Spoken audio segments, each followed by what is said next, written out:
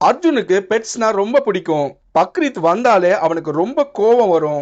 ஒரு பண்டிகைக்காக ஆடை ஏன் அறுக்கணும், வாயில்லாத ஜீவனை தேவையில்லாம ஏன் கொல்லணும் அப்படின்னு ஒவ்வொரு வருஷமும் யோசிப்பான். இந்த வருஷம் எப்படியாச்சும் இதுக்கான ஆன்சரை கண்டுபிடிக்கணும்னு அர்ஜுன் முடிவு பண்ணான். ஸ்ட்ரெயிட்டா தன்னோட ஃப்ரெண்ட் இம்ரான் வீட்டுக்கு போனான். அங்க இம்ரான் பக்ரீத் ஆடுகளை தடவி கொடுத்துட்டு இருந்தான். கிட்ட போன அர்ஜுன், டேய் இம்ரான், உனக்கு அனிமல்ஸ் மேல இறக்கமே இல்லையாடா? இதே ஆடை நாளைக்கு நீ அறுக்க தானே போற. பக்ரீத் அன்னைக்கு எவ்வளவு ஆடுங்க சாகுது தெரியுமா அப்படின்னு கோவமா கேட்டான். அதுக்கு இம்ரான் நிதானமா, டே அர்ஜுன், நீயாடா பேசுற? நேத்து கூட நம்ம ஒன்னா தானடா மட்டன் பிரியாணி சாப்பிட்டோம் அப்படின்னு சொன்னான். அதுக்கு அர்ஜுன், ஆமாடா, எனக்கு மட்டன்னா ரொம்ப பிடிக்கும். ஆனாலும் பக்ரீத் அன்னைக்கு முஸ்லிம்கள் பண்றது தப்பு தானடா. இவ்வளவு ஆடுகளை அநியாயமா அறுக்கிறீங்களே அப்படின்னு கேட்டான்.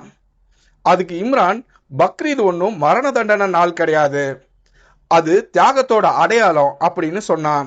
உடனே அர்ஜுன், சாக போறது ஆடு, இதுல என்னடா தியாகம் அப்படின்னு கேட்டான். அதுக்கு இம்ரான், டேய், நீ செல்லமா ஒரு பூனை வளர்க்குற இல்ல, அதை ரோட்ல விட்டுட்டு வான்னு சொன்னா விடுவியா அப்படின்னு கேட்டான். அதுக்கு அர்ஜுன், டேய், அது என் உயிர்டா, அதை யார் சொன்னாலும் நான் விட மாட்டேன், அது என் செல்லம்டா அப்படின்னு சொன்னான். உடனே இம்ரான், இந்த ஆடை நான் 15 மாசமா குட்டில இருந்து வளர்க்குறேன், இது கூட நான் டெய்லி விளையாடுறேன், இதை அறுக்கும் போது என் மனசு வலிக்கும் தானே, ஆனாலும் இதை இறைவன் சொன்னதுக்காக நான் அறுக்கிறேன், இறைவனுக்காக இந்த தியாகத்தை செய்யறேன் அப்படின்னு சொன்னான். அதுக்கு அர்ஜுன், தியாகம்லாம் சரிதான், அதுக்கு ஏழைங்களுக்கு காசு கொடுத்துட்டு போலாமே, ஆடை ஏன் அறுக்கணும் அப்படின்னு கேட்டான். அதுக்கு இம்ரான், இதுக்கு பெரிய வரலாறே இருக்கு, சொல்றேன், கவனமா கேளு அப்படின்னு ஆரம்பிச்சான். 4000 வருஷத்துக்கு முன்னாடி இப்ராஹிம்னு ஒரு நபி இருந்தாரு. அவருக்கு இறைவனை ரொம்ப பிடிக்கும். இறைவன் என்ன சொன்னாலும் அதை அப்படியே செய்வாரு. ஆனா அவருக்கு குழந்தையே இல்ல. 80 வயசுக்கு அப்புறம் தான் முதல் குழந்தை பிறந்தது. பேரு இஸ்மாயில். இந்த குழந்தை ஓடி ஆடி விளையாடுற வயசுக்கு வளர்ந்துச்சு. இப்ராஹிம் நபி அந்த குழந்தை மேல அளவு கடந்த பாசம் வச்சிருந்தாங்க. இப்படி இருக்கும்போது இறைவன் இப்ராஹிம் நபிக்கு ஒரு பெரிய டெஸ்ட் வச்சான். இப்ராஹிம் நபி கிட்ட அவரோட குழந்தைய அறுக்க சொன்னான். இறைவன் மேல இருக்கிற அன்பால இப்ராஹிம் நபி இதையும் செய்யறதுக்கு முன் வந்தாங்க. தன்னோட பிள்ளைய ஷார்ப்பான கத்தி வச்சு அறுக்க போனாங்க. இப்ராஹிம் நபியோட இந்த தியாகம் இறைவனுக்கு ரொம்ப பிடிச்சிருச்சு. அதனால அந்த கத்தி கிட்ட குழந்தைய அறுக்க கூடாதுன்னு இறைவன் சொன்னான். இப்ராஹிம் நபி எவ்வளவோ ட்ரை பண்ணாங்க, ஆனா அந்த கத்தி அறுக்கவே இல்லை.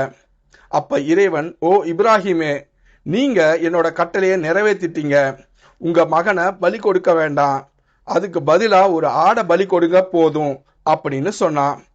இப்ராஹிம் நபியும் அப்படியே செஞ்சாரு. இதுதான் பக்ரீதோட வரலாறு. இப்ராஹிம் நபியோட தியாகத்தை முஸ்லிம்கள் இன்னைக்கும் நினைச்சு பார்க்கறாங்க. அதனாலதான் பக்ரீத் அன்னைக்கு பலி கொடுக்கறாங்க அப்படின்னு இம்ரான் சொன்னான். இதை கேட்ட அர்ஜுன் கண் கலங்கிட்டான்.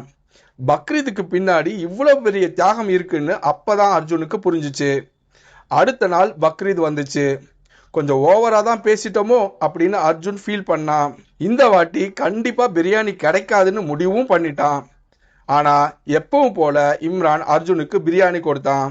2 பேரும் சேர்ந்து சந்தோஷமா சாப்பிட்டாங்க.